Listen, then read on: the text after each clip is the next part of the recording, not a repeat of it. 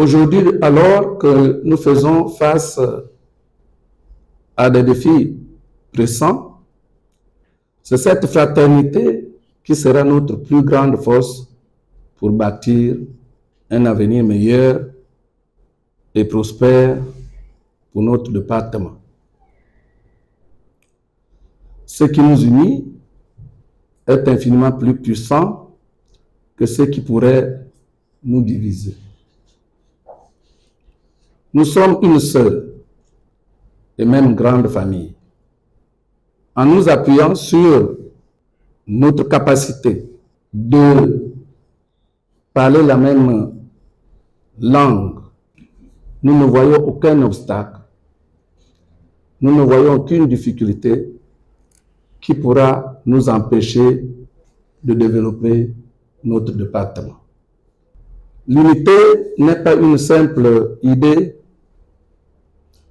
abstraite, mais une réalité concrète que nous devons vivre et incarner chaque jour. Ensemble, en puisant dans la force de notre langue commune, disais-je, et de nos liens familiaux, nous avons tout ce qu'il faut pour réussir là où d'autres ont échoué. Je vous encourage, par la grâce de Dieu, à vous engager activement dans cette vision partagée de développement. Nous nous trouvons aujourd'hui dans une position favorable, avec des opportunités que nos prédécesseurs n'avaient peut-être pas eues. Prenons par exemple l'enveloppe d'1 milliard que le président de la République a laissé dans les 7 milliards qui étaient donnés à toute la province. Donc, le milliard que le président de la République a laissé pour Pana, toutes les propositions de projets prioritaires que nous avons faites sont aujourd'hui sur la table des décideurs. À l'heure actuelle, certains projets sont en passe de connaître la signature de contrats pour exécution. Je saisis également cette occasion pour vous parler de la nouvelle Constitution. La nouvelle Constitution. La mouture récemment adoptée par le Parlement à travers la Constituante et bientôt soumise à référendum nous offrira, une fois en vigueur, un cadre propice au développement pour les années à venir. Cette Constitution viendra renforcer nos efforts en créant un environnement plus stable et favorable à la croissance.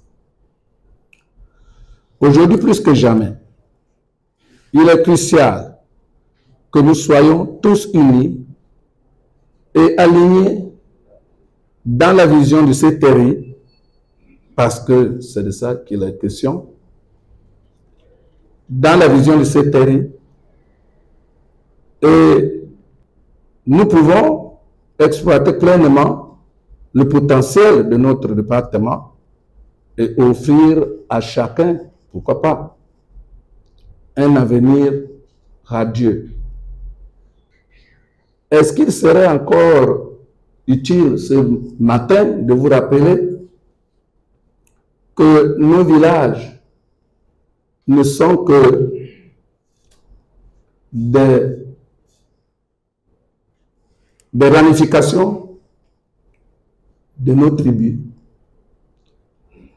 Nos villages ne sont que des points de liaison que nous pouvons utiliser pour pouvoir nous référer au rétroviseur de notre histoire, à ce que nos ancêtres nous ont légué. Ici, chers frères et sœurs, il ne serait plus utile de regarder qui a fait quoi, qui a dit quoi, mais plutôt de voir les opportunités que nous offre l'avenir. Je ne vous dirai pas que il faudrait voter oui ou il faudrait voter non à cette constitution, mais je dirais simplement qu'il faudrait regarder là où nous venons. Et à partir de cette réflexion, nous allons objectivement dire oui ou non à la future constitution.